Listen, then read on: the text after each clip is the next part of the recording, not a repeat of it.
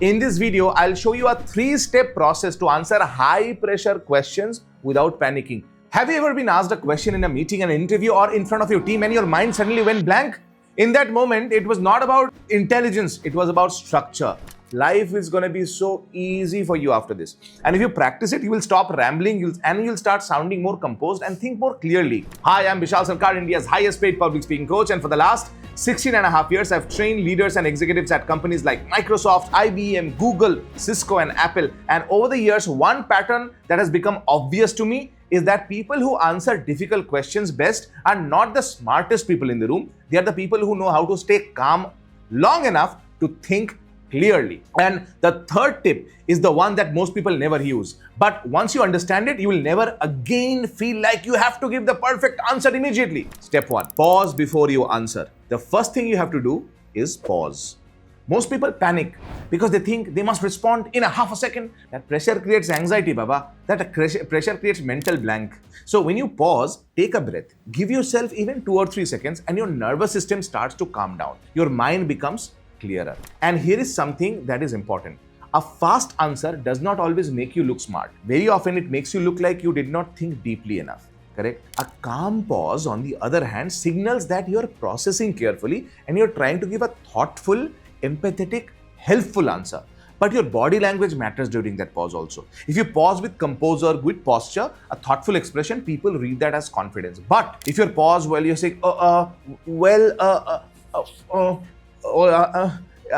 then people think, oh my God, you don't have any confidence. By the way, if you want to become the kind of a leader who speaks clearly under pressure, subscribe to the channel right now.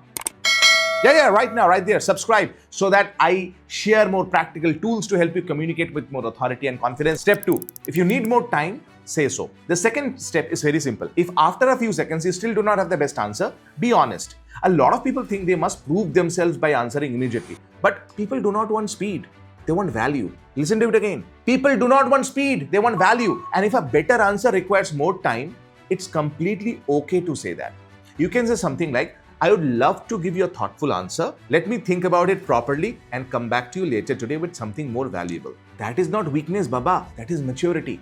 That shows that you care more about giving the right answer than giving a quick answer. Step 3, using a simple framework. The third step is to use a simple framework. Now you might be thinking, why do we use it? Because when somebody asks you a question, your brain often explodes with too many possible directions. And if you try to say everything at once, you will ramble. A framework helps you distill your thinking. So one of the finest frameworks you can use is a framework that I call past, present, and future. It's a timeline method. And what you do here is that you say something like, let's say a topic is given to you and somebody says, Bishal, what do you think about productivity? How can people be more productive? And instead of just telling how to productivity tips, you just say, in the past, productivity was about just getting more done. And it was about, if you just think about the industrial age and how people were just blah, blah, blah, blah, blah. At present, productivity is not just about getting more things done. It's about getting the right things done. And then you can give 1 or 2 tips there. And you say, in future, okay, in future, productivity is not going to be just about getting right things done, but getting the minimum things done in the rightest way so that it can create the biggest outcome without human intervention. See what I did?